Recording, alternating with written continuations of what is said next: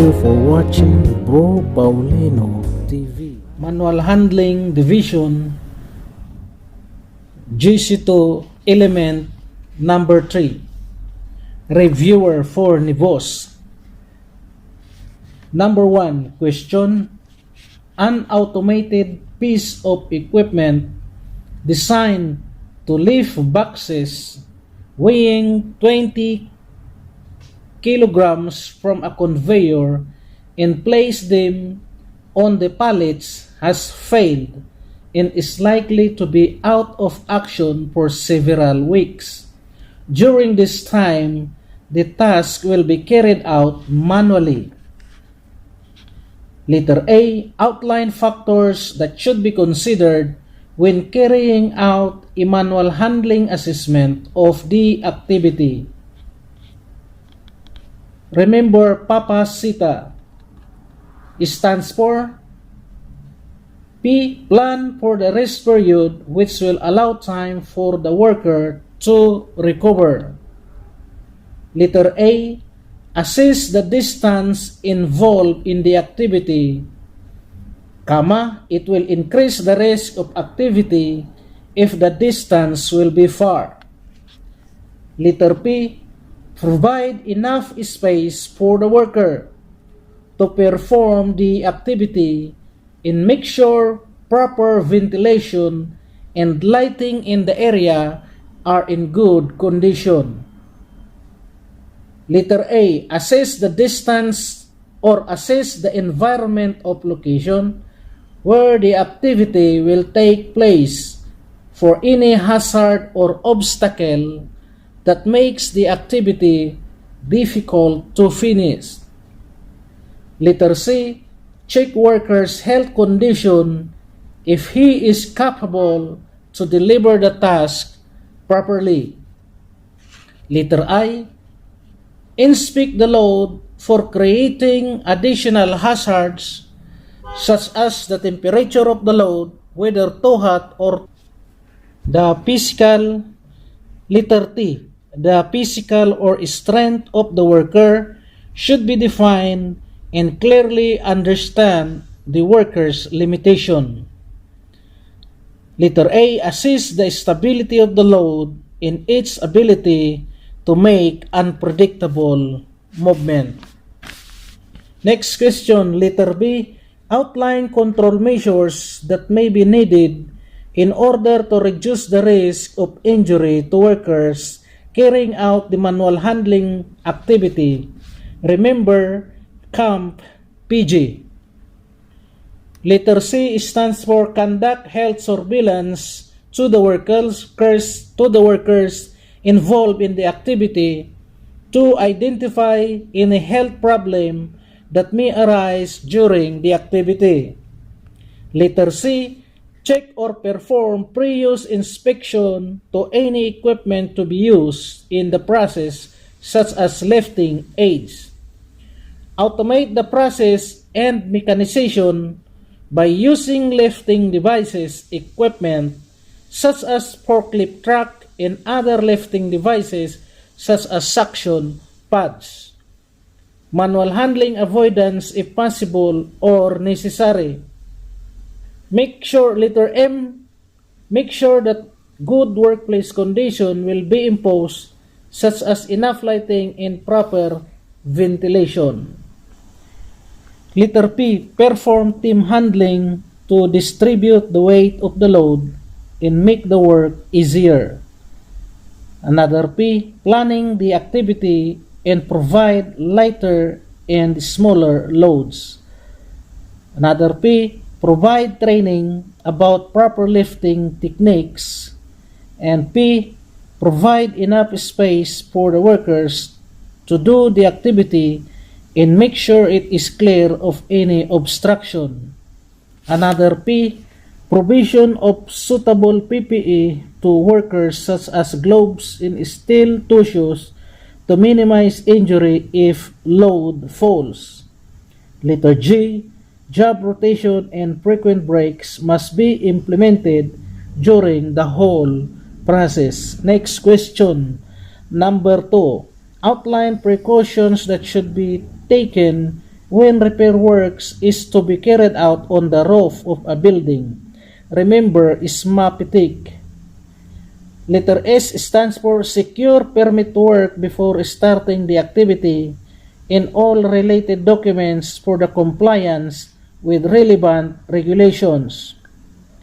Letter M, monitor the health condition of the worker if he is capable to perform the activity.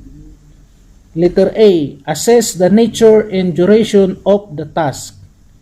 Letter P, planning on how to finish the job safe and decide on the level of supervision. Letter P, provide a safe access and egress to the area. Letter P, provide a suitable PPE such as harness. Letter P, provide netting on the work area to minimize the likelihood of injury from falling debris. Letter I, inspect the suitability of the equipment and do the pre-use inspection on it. Letter T, train workers about the possible hazard they may encounter and about the SSW or safe system of work. Letter I, inspect the working platforms to be used if it is complete with guardrails and two boards. Letter C, check and monitor the weather condition. If it's windy, reschedule the activity because it will increase the risk of activity. Next question, number 3. Office workers are to relocate to a new premises, excluding welfare facilities. Outline factors associated with the new workplace that should be considered when reviewing the health and safety requirement for the workers. Remember, KADOL. Letter C stand for check risk of fire and any type of emergency that could possibly arise via fire risk assessment. Assess firefighting equipment availability in the location of safe places. Do risk assessment on the new premises to identify hazard and risk present in the area. O. Observe ergonomics such as seat or chair of the worker in the tables to be used. Letter L. Light should be well maintained and temperature should be suitable for the worker. Next question, number 4. Outline factors to consider when selecting respiratory protective equipment to give suitable protection against exposure to airborne substances. This should belong to element number 7. Remember, carry. Letter C stands for check worker's medical condition if he's capable to perform the activity without creating any additional hazard. Letter A, assess the duration of the activity and the type of work to be accomplished. And letter R, review the past training of the worker related to the activity and the equipment to be used. Letter I, inspect all equipment to be used for any damages, especially the hose and the mask. Letter I, identify other hazardous gases present in the area aside from the dust and other risks involved via atmospheric gas testing. And letter I, identify other PPE to be used and assess compatibility and comfort to the user. Next question, in relation number 5, in relation to WRULDs, identify typical signs of ill health effects that might be experienced by affected individual. Letter A, this question, letter A. Remember, NMRS, it stands for N, numbness and tingling in fingers. Letter M, muscle pain. R, restriction in joint movement. And S, soft tissue swelling. Letter B question, identify factors that could increase the risk of WRULDs. Remember, RT is P. R stands for repetitive fingers, hand or arm movement, assembly line works, keyboard operators. Letter T, twisting movements. Letter S, squeezing using pliers and scissors. And letter P, pushing, pulling, lifting, and reaching. Next question, number 6, letter A. Identify specific types of injury that may caused by the incorrect manual handling of loads. Remember, it's FCB. Hernias for H, F, fracture, C, cuts, and B, bruises. Letter B question, outline factors in relation to the load that will affect the risk of injury. Remember the LLRS. The load's weight, if heavy or light, must be considered before the start of the activity. The load's outside surface, roughness, and temperature. The R, the rigidity of the load, which may have difficulty to perform the task due to instability of the load. And letter S, the size of the load, which may be difficult for the worker to grasp the load. Number 7, question. A worker is manually loading boxes of components onto metal shelf. Letter A question, identify 4 types of injury that the worker could suffer while carrying out this activity. Remember, it's FCB plus TC. H, hernias, F, fracture, C, cuts, B, bruises, T, trapped nerve, C, crush injury. Next question, letter B. Outline factors in relation to tasks that will increase the risk of injury. Remember, ALTI. Letter A stands for assist the activity which involve frequent twisting, stooping, reaching, and using too much force from strenuous pulling and pushing. Letter L, large vertical movements that may create hazard and can easily drain energy of the worker. Letter T, the distance involved in the activity should be identified that can contribute to risk secondary to the activity. Letter I, insufficient rest or recovery period will greatly expose workers to the injury. Next question, number 8. Outline the control measures to prevent slip and trip hazard in an engineering workshop. Outline the control measures to prevent slip and trip hazard in an engineering workshop. Remember, RIP game or RIP game. R stands for regular inspection of the area and risk assessment should be secured. Letter I, involve worker in hazard identification to increase their competency and can easily identify hazard. Letter P, proper and regular housekeeping must be advised to the worker. Letter G, give training to the workers in the area to increase their perception to the present hazard in the workplace.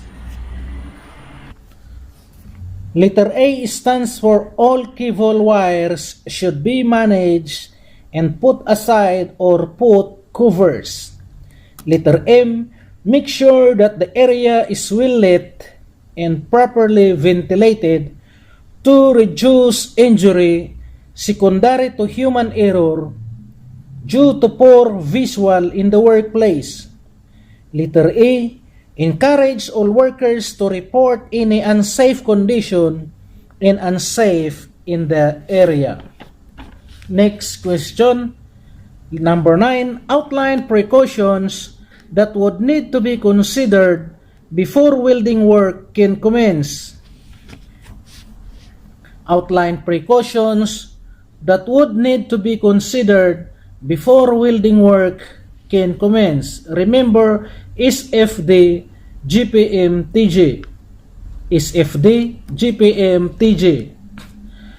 Letter S, secure all necessary document related to the activity such as PTW or permit to work.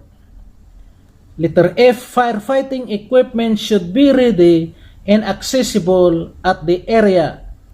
Letter D, do pre-use inspection of the equipment and identify any damage that could create additional hazard to the worker. Letter G, give training and information about the proper use of the equipment and hazard that may encounter during the activity. Letter P, plan the activity and decide for the level of supervision to be given to the workers. Letter M, make sure that the worker who will conduct the activity was competent to perform the task. Letter T, tell the supervisor that the safe method should be implemented properly. Letter G, give suitable PPE such as gloves and goggles and rubber sole safety shoes to prevent worker from electric shock. Next question, number 10.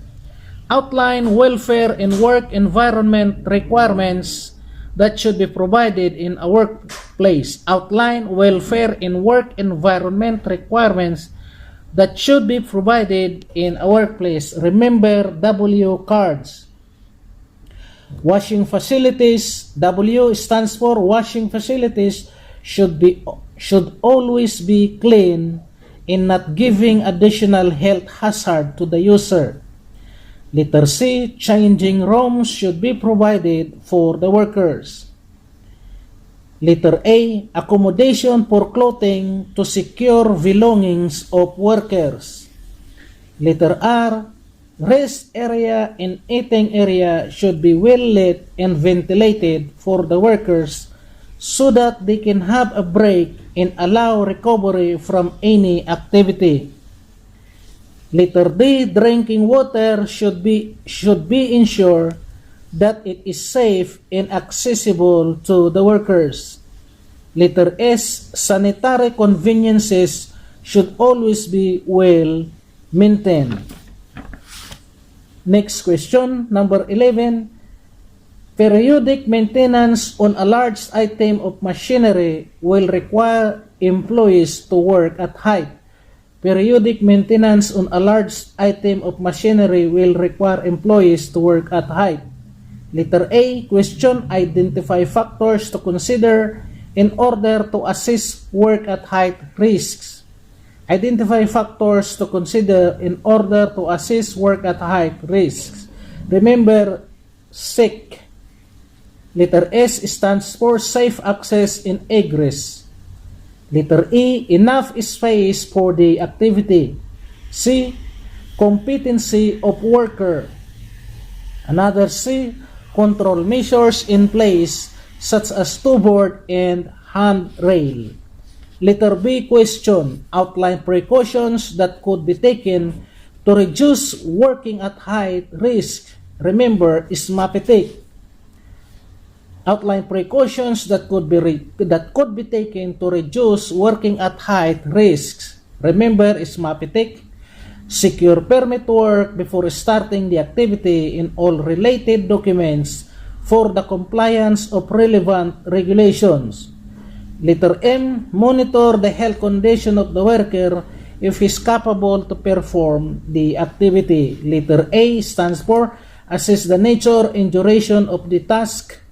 Letter P, planning on how to finish the job safe and decide on the level of supervision. Letter P, provide a safe access and egress for the worker. Letter P, provide a suitable PPE such as harness.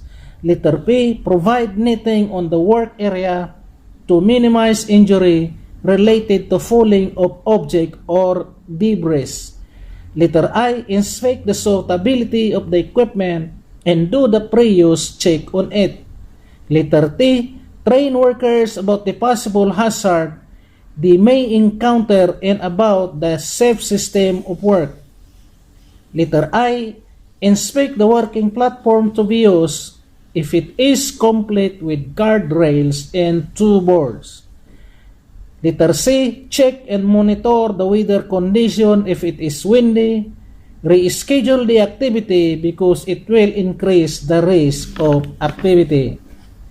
Next question, letter C. Outline additional control measures that may be required for the safe maintenance of machinery.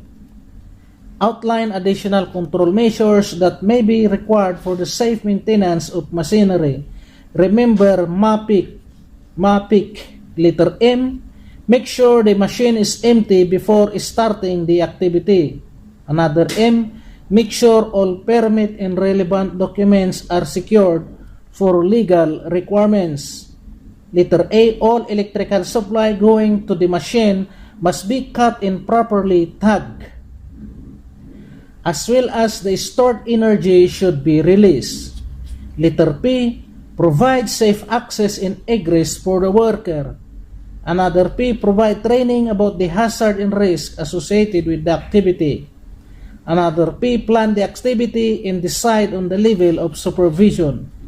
I, instruct other people about the incoming activity for them to be informed and not to open the electrical supply.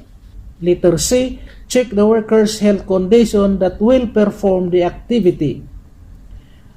Note, same answer with the question, number 12 question, an employer has installed a new item of machinery. The same answer as MAFIC. Outline factors to be considered before the machine is put to use. Next question, in order to minimize the risk of injury when undergoing manual handling operation. Letter A, question, identify 4 types of manually operated load handling aids or equipment that can be used to assist manual handling operation. Identify 4 types of manually operated load handling aids or equipment that can be used to assist manual handling operation. Answers, pallet truck, conventional trolley, forklift truck, floor crane, and mobile gantry. Pallet truck, conventional trolley, forklift truck, floor crane, mobile gantry. Letter B, question, other than using manually operated load handling aids or equipment, outline ways to reduce the risk that could be presented by the load. Remember CAMPG.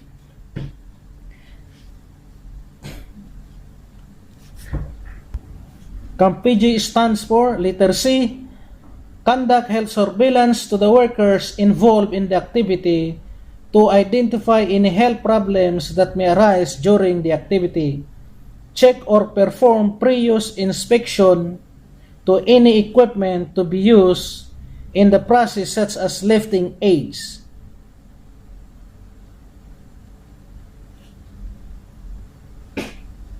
Letter A, automate the process in mechanization by using lifting devices or equipment such as forklift truck and other lifting devices such as suction pads.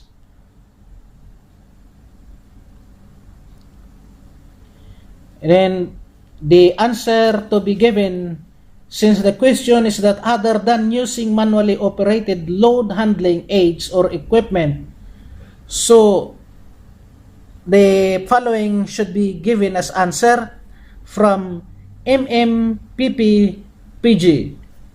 Answer will be manual handling avoidance if possible or necessary. Make sure a good environmental condition was observed, such as enough space, the floors are clear of obstruction, temperature are well balanced, and the area is well lit. Perform team handling to distribute the weight of the load and make the work easier. Provide training to the worker and inform them about the hazard they may encounter.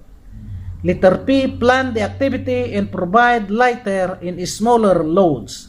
Letter J, job rotation and frequent breaks should be given to the worker. Good luck for the reviewer for the exam.